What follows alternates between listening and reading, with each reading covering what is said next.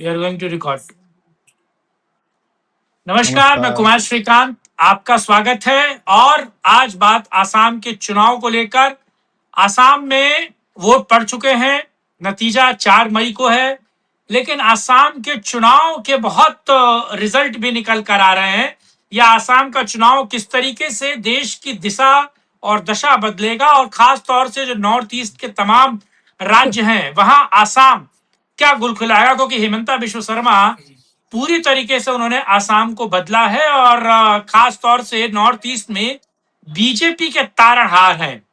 और ग्राउंड के जर्नलिस्ट, या फिर कहा जाए जो आसाम को बहुत बेहतर समझते हैं, आसाम का वो अपर आसाम हो, लोअर हो या मिडिल आसाम हो, जिसे सेंटर आसाम कहते हैं, उस तीनों जगह को बहुत बेहतर समझने वाले भास्कर गोगोई, जो एक सीनियर पत्रकार हैं, जर्नलिस्ट हैं, और आसाम की नब्ज और आसाम में वोटिंग प्रतिशत क्या हुआ है, कितना हुआ है और उसका इम्पैक्ट क्या है, वो बहुत बेहतर समझते हैं। भास्कर जी हमारे साथ जुड़े हैं।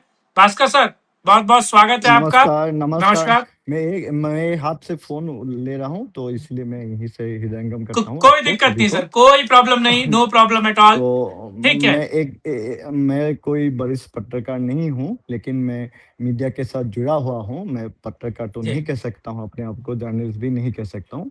हाँ, मैं थोड़ा बहुत राजनीति से वाकिफ हूँ, वही है मेरा परिचय, ज्यादा कुछ नहीं है। ठीक है। असम में जो मैं देखा हूँ इस बार, कि आज तो बहुत अच्छा मतदान हो गया। इसका 2 वजह है। एक तो है 2021 में 82% मतदान हुआ था, लेकिन ओके। उस वक्त कोविड में मारे गए बहुत सारे लोगों का नाम इलेक्टोरल रोल में था।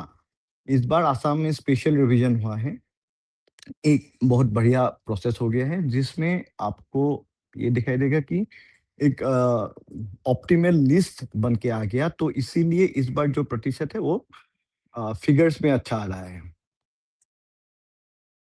2021 से 4% ज्यादा आ रहा है अभी अभी तक। ये इसलिए है, और एक है कि वोटर का जागरूकता भी बढ़ गया है, और एक प्रो इनकम्बेंसी वेव है आसाम में। ओके सर, अभी मेजोरिटी ऑफ आसाम में 85% तक वोट है। मैंने अभी चेक किया आपसे जुड़ने से पहले, 85% का ग्राफ दिखा रहा है। ये 85% कैसे एसआईआर के बाद? क्या जनता ऐसा निकल नहीं रही है, हुआ और था। जनता इतना वोट कैसे कर रही है? हाँ। स्पेशल रिवीजन हुआ है, स्पेशल रिवीजन हुआ था, नॉट एसआईआर।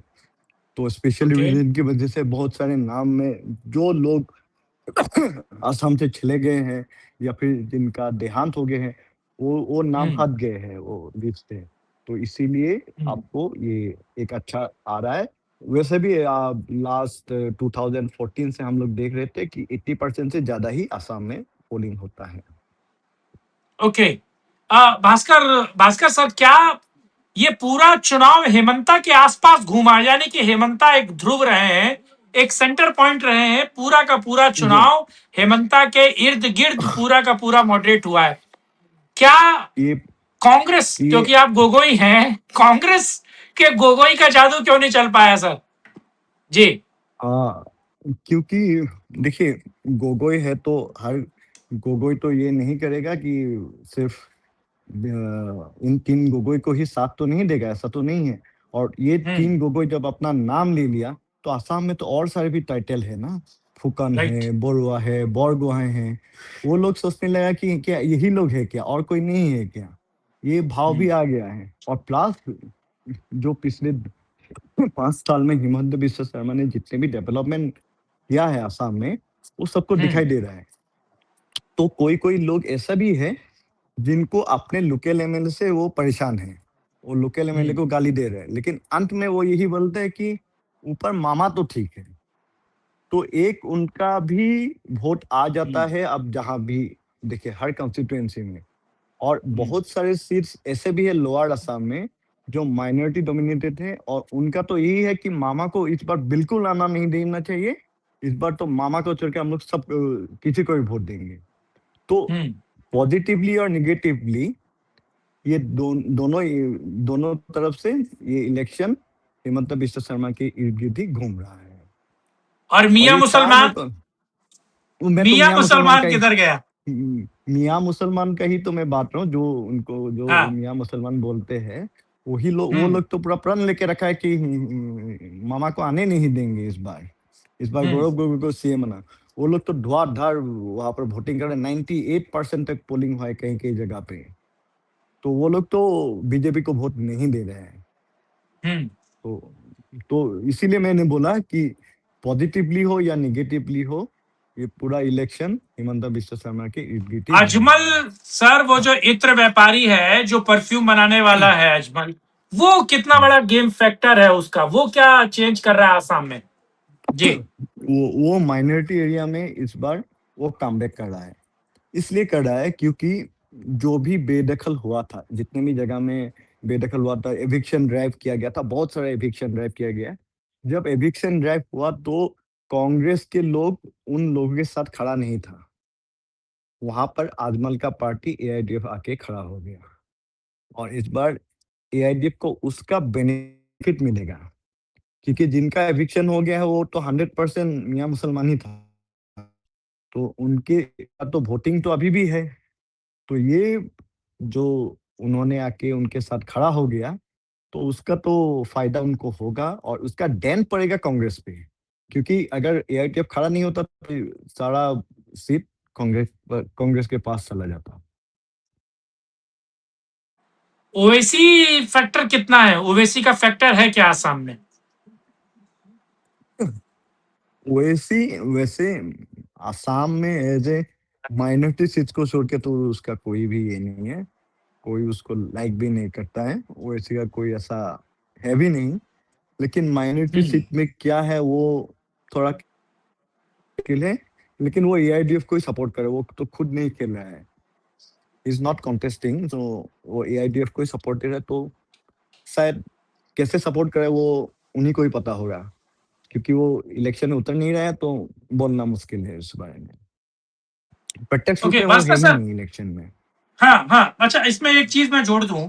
क्या आपको लगता है मामा हार्ट टू हार्ट कितना, आप कितना ग्राफ देते हैं? क्योंकि मैं भी एक बार दे चुका हूं, लेकिन मामा अगर आएंगे तो एक एक वुमेन्स वोटर के पॉइंट में क्या है, जेंजी वोटर जो है उसके दिमाग में क्या चल रहा है, और जो चाय बागान वाले हैं, चाय बागान जिनको जमीनें मिली है, वो कितना गेम चेंज करेंगे? ये काफी गेम चेंज होगा इस बार। और ये 4 मई को अभी मैं आपको बोलने लगूंगा कि ये ऐसा है कि ये तीनों गोगोई का जो नाम लिए, तीनों के तीनों गोगोई हारने वाले हैं। ये अभी मैं बोल दिया आपको, ये 4 मई को आप मेरे से जुड़िए, और यही जो क्लिप है आप उसको प्ले कीजिएगा, क्योंकि तीनों गोगोई इस बार इलेक्शन हारने वाले हैं। तो आप समझ सकते हैं कि पूरा सेक्शन ऑफ पीपल, जितने भी लोग हैं, वेदर जेन जी हो या फिर बुजुर्ग हो या फिर महिला हो या पुरुष हो, सभी लोग इस बार। 2 1। तो भास्कर सर, क्या मामा कहां तक जा सकते हैं? हैवी वोटिंग आप कह रहे प्रो इनकम्बेंसी है, तो प्रो इनकम्बेंसी में कहां तक, क्या कितनी सीट्स मिल सकती हैं अगर कहा जाए तो? सीट्स कितनी मिल सकती है ये तो सटीक रूप से कहना थोड़ा मुश्किल है, लेकिन इतना मैं कह सकता हूँ कि तीनों के तीनों गोगोई जो हैं वो हारने वाले हम्म। हैं। और लोअर असम। लोअर असम में क्योंकि माइनॉरिटी सीट्स भी है, तो लोअर असम में इतना समग्र प्रदर्शन नहीं होगा, लेकिन हम्म। अच्छा आएगा। क्योंकि ओके। 90 सीटों में बीजेपी खेला है, तो हम्म। इलेक्शन में उतरा है, तो इसमें से आप समझ लीजिए बहुत सारे सीट्स आफ्टर 126 वो पूरा माइनॉरिटी डोमिनेटेड है। तो उसमें तो हम्म। बीजेपी या एनडीए का कोई आने का सवाल ही नहीं है, वो एकदम फिक्स ओके। सीट है। हम्म। कांग्रेस या फिर इंडिया जिनके लिए भी कहें, कांग्रेस के लिए ऑलमोस्ट फिक्स है। अपर असम क्या लगता है आपको? अपर असम का क्या लगता है? क्योंकि पहले माइनॉरिटी 626 थी, अब 22 हो गया। 23 हो गया माइनॉरिटी। ओके। हाँ, तो अपर असम में तो बीजेपी का क्लीन स्वीप होगा। बीजेपी और एजेपी का जो गठबंधन है एनडीए का, वो क्लीन स्वीप होगा। और ये तीनों गोगोई जो है वो अपर असम से ही खेल रहे हैं, इलेक्शन में उतर रहे हैं, लेकिन ये तीनों के तीनों गोगोई इस बार they are going to lose. Okay, तो मतलब सीट्स नहीं कह सकते कि कितनी सीट्स आएंगी, लेकिन ये क्लियर है कि कहीं ना कहीं चीजें चेंज होंगी और मैं ये कह बीजेपी। सकता हूँ हाँ, हाँ, बीजेपी का स्ट्राइक रेट जो बिहार में था उसका बराबर या फिर थोड़ा कम कुछ नहीं हो सकता है, 90% तक का स्ट्राइक रेट रहेगा। तो 90 मतलब 90 मान के चलो मैं, बीजेपी 90 सीट्स तो लाएगी। नहीं 90% ऑफ द स्ट्राइक रेट।